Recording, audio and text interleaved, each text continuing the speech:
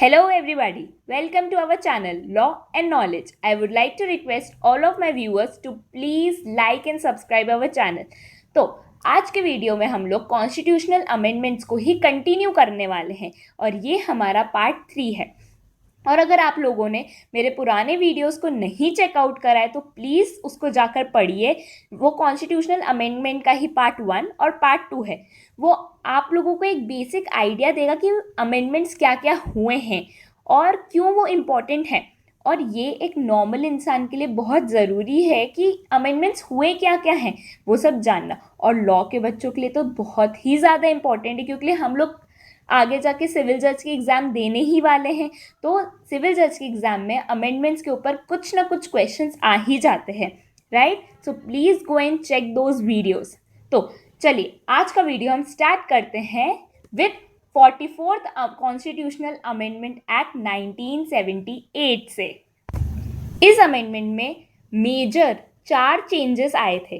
तो चलिए हम इन चारों चेंजेस को एक बार देखते हैं। हमारा पहला चेंज ये आया था, जैसे हम सबको पता है कि पहले हमारा राइट टू प्रॉपर्टी जो था वो एक फंडामेंटल राइट था, लेकिन as per the 44th constitutional amendment act इस राइट को हटाकर, फंडामेंटल राइट से हटाकर इसको एक हमारा लीगल राइट बना दिया गया था।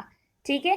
फिर दूसरा चेंज इसमें ये आया था कि इमरजेंसी कौन से आर्टिकल में डिक्लेयर होती है, 352। तो जो एक इमरजेंसी जो इंटरनल डिस्टर्बेंस के नाम से पहले लगती थी, लेकिन 1978 से उसका नाम चेंज करके आर्म्ड रिबेलियन रख दिया गया था, राइट। और ये भी बोला गया था कि इस इमरजेंसी में हम लोग 20 और 21 जो आर्टिकल है उसको सस्पेंड नहीं करेंगे। 20 क्या बोलता है, protection in respect of conviction for offence, और 21 protection of life and personal liberty. ठीक है। फिर इसमें तीसरा चेंज ये आया था कि देखो क्या होता था, जब हमारे प्रेसिडेंट इमरजेंसी डिक्लेयर करते थे, नेशनल इमरजेंसी, तो पहले क्या होता था, पहले सिंपल मेजॉरिटी लगती थी, लेकिन इस अमेंडमेंट के बाद उन्होंने ये बोला कि इमरजेंसी तभी डिक्लेयर हो सकती है जब हमारे पास स्पेशल मेजॉरिटी होगी, right. Then the fourth change इसमें ये आया था कि जो प्रेसिडेंट, देखो जब कोई सा भी बिल पास होता है तो जो कैबिनेट होती है वो प्रेसिडेंट को बिल भेजती है उनकी सिग्नेचर के लिए, राइट। उनकी तो क्या हुआ, प्रेसिडेंट ने, अगर उनको प्रेसिडेंट को कुछ अच्छा नहीं लगा तो वो वापस भेज सकती है कैबिनेट को कि उसको रिकंसिडर करो। लेकिन अगर कैबिनेट ने उसमें कुछ भी चेंज नहीं करा और वापस प्रेसिडेंट को भेज दिया तो ये प्रेसिडेंट के ऊपर बाइंडिंग होगा कि उस बिल को वो सैंक्शन ही करें। क्यों? क्योंकि वो दूसरी बार रिकंसिडरेशन के लिए नहीं भेज सकते, वो सिर्फ एक ही बार रिकंसिडरेशन के लिए भेज सकते हैं। ठीक है। अब ये तो हमें समझ आया। अब लेकिन इसमें एक और चेंज हुआ था, आप लोगों को याद है 43rd अमेंडमेंट में मैंने ये बताया था कि पार्लियामेंट और स्टेट लेजिस्लेचर का जो टर्म था वो इंक्रीज हो गया था 5 ईयर्स से 6 ईयर्स तक का, लेकिन as per the 44th constitutional amendment इसको वापस रिस्टोर करके उनका जो टेन्योर था 6 से 5 ईयर्स कर दिया गया था। Are we clear about it? मतलब इसमें टोटल 5 चेंजेस थे।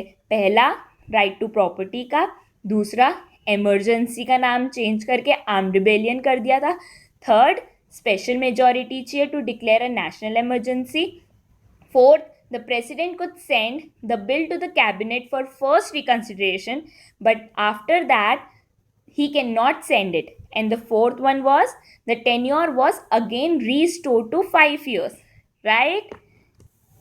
नेक्स्ट हमारा आता है 45th constitutional amendment act 1980। See it's a very basic amendment, but ये अमेंडमेंट जो है वो SCs और STs और special representation for the Anglo Indians के लिए बहुत ज़रूरी है। देखो इसमें क्या हुआ था, इसमें लोकसभा और स्टेट लेजिस्लेटिव असेंबली में ऑलरेडी SCs, STs और एंग्लो इंडियंस को रिजर्वेशन दिया गया था, लेकिन इस रिजर्वेशन को एक्सटेंड करते हुए ये बोला गया था कि इनका जो रिजर्वेशन का पीरियड है उसको हम 10 साल से बढ़ा रहे हैं। मतलब पहले 1980 तक का था, लेकिन उसको अब बढ़ा के 1990 कर दिया गया है। ठीक है, let's read it's statement. Extended the reservation of seats for the SCs and STs and special representation for the Anglo-Indians in the Lok Sabha and the state legislative assemblies for a further period of 10 years. That is up to 1990. Are we clear about it? Further, we are moving towards 48th Constitutional Amendment Act 1984. Again ये amendment specifically सिर्फ पंजाब के लिए है. इसमें क्या हुआ था, जो प्रेसिडेंशियल रूल है उसको 1 साल के लिए बढ़ा दिया गया था बिना किसी स्पेशल मीटिंग करे, क्योंकि इस टाइम पे पंजाब में ऑलरेडी मिलिट्री के stuffs were going on. So that's why without having some sort of meeting they just simply extended the presidential rule for 1 year, right? See, facilitated the extension of president's rule in Punjab beyond 1 year without meeting the two special conditions for such extension. Okay, next, 50th Constitutional Amendment Act 1984. So, here empowered the parliament to restrict the fundamental rights of person employed in intelligence organizations and telecommunication system set up for the armed force or intelligence organization. देखो इस amendment में क्या हुआ था, इस amendment में parliament के पास power आ गई थी कि वो फंडामेंटल राइट्स को इम्पोज कर सकती है, उनको स्टॉप कर सकती है. किन किन लोगों के, जो स्पेशली इंटेलिजेंस ऑर्गेनाइजेशन या फिर टेलीकम्युनिकेशन सिस्टम में काम कर रही है, और वो स्पेशली किसने सेटअप करी हुई है, स्पेशली आर्म्ड फोर्स के लिए या फिर इंटेलिजेंस ऑर्गेनाइजेशंस के लिए सेटअप करी हुई है. तो उनके जो फंडामेंटल राइट्स है उनको वो रेस्ट्रिक्ट भी कर सकते हैं. क्यों? देखो, क्योंकि लिए आर्म्ड फोर्स और इंटेलिजेंस ऑर्गेनाइजेशन में हमारी पूरी कंट्री की प्राइवेसी होती है, और प्राइवेसी के जोन पे अगर कोई वो इन्फॉर्मेशन को लीक करे, बिकॉज राइट टू कम्युनिकेशन है, तो इस चीज़ से कुछ भी वो रेस्ट्रिक्ट इसलिए करती है कि जैसे हमारी कंट्री की इंफॉर्मेशन कहीं लीक ना हो, कहीं किसी के पास फॉरवर्ड ना हो जाए. इसलिए पार्लियामेंट रेस्ट्रिक्ट कर सकती है उनके फंडामेंटल राइट जो स्पेशली आर्म्ड फोर्स में काम कर रहे हैं या फिर इंटेलिजेंस ऑर्गेनाइजेशंस के लिए काम कर रहे हैं. ठीक है, यही था हमारे 50th कॉन्स्टिट्यूशनल अमेंडमेंट में.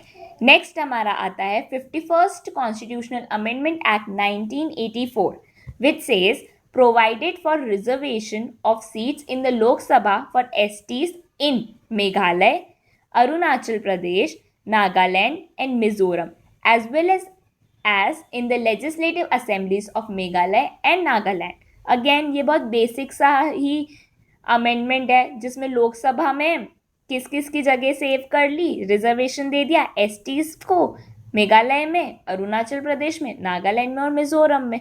और लेजिस्लेटिव असेंबलीज में कहाँ पे रिजर्वेशन मिला? सिर्फ मेघालय और नागालैंड में एसटीज को. राइट, बेसिक्स अमेंडमेंट है.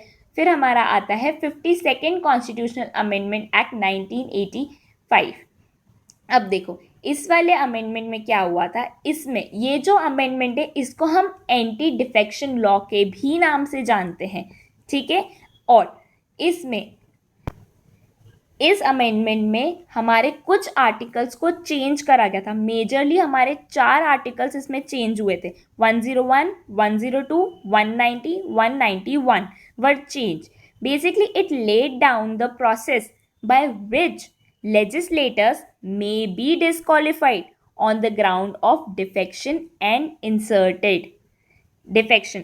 और यही चीज़ इसी अमेंडमेंट के थ्रू हमारा शेड्यूल 10 को भी एडेड करा गया था. देखो बेसिकली क्या होता है, जो लेजिस्लेटर होता है वो अगर उसने दल बदल का काम करा तो उसको हमारी पार्लियामेंट डिस्क्वालीफाई कर सकती है.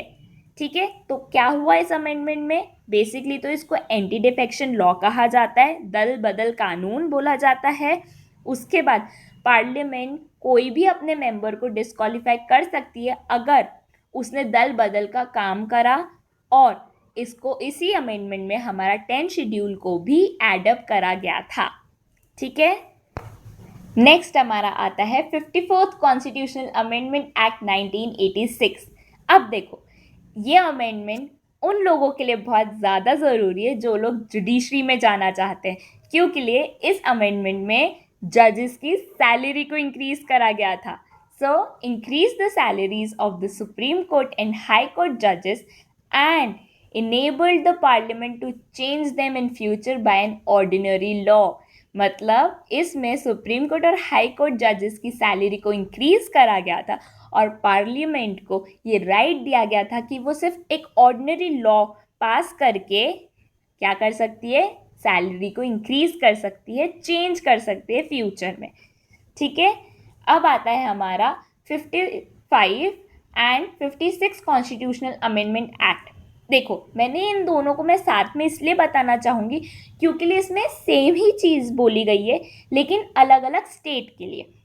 55th अमेंडमेंट 1986 में आया था, 56th अमेंडमेंट 1987 में आया था, लेकिन इन दोनों में सेम ही चीज़ हुई है लेकिन डिफरेंट स्टेट के लिए हुई है. सी made special provisions in respect of Arunachal Pradesh in 55th amendment and for Goa it was in 56th amendment and fixed the strength of its legislative assembly at a minimum of 30 members. मतलब अरुणाचल प्रदेश और गोवा के लिए जो legislative assembly की strength थी उसको minimum 30 members तो उसमें होने चाहिए.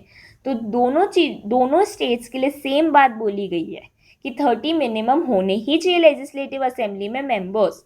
ठीक है. अब हमारा आता है 58th constitutional amendment act 1987. Now this amendment is really important क्योंकि इसमें आर्टिकल 394A को लाया गया था और इसमें मेन बात यह है कि हमारी मातृभाषा हिंदी को इसमें प्रमोट करा गया था. इसमें एक ऑथेंटिकेटिव टेक्स्ट ऑफ कॉन्स्टिट्यूशन को लाया गया था और ये समझाया गया था कि हिंदी लैंग्वेज की इम्पोर्टेंस क्या है. Right. Provided for an authorized text of the constitution in Hindi language and gave the same legal sanctity to the Hindi version of the constitution. मतलब जितना इंग्लिश वाला इम्पोर्टेंट है उतना ही हमारा हिंदी में लिखा हुआ वाला भी कॉन्स्टिट्यूशन उतना ही इम्पोर्टेंट है. ठीक है. अब हमारे आज के वीडियो का ये लास्ट अमेंडमेंट है 59th अमेंडमेंट एक्ट 1988. इसमें पंजाब में नेशनल इमरजेंसी को डिक्लेयर करना पड़ा था, वो भी इंटरनल डिस्टर्बेंस के नाम पर.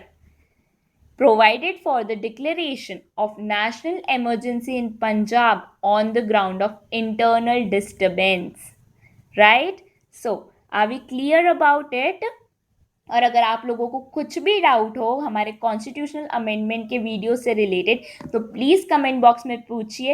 And if you guys liked this video so please like it and share this video with all of your friends, right? And even you guys could follow us on Instagram whose link is given below.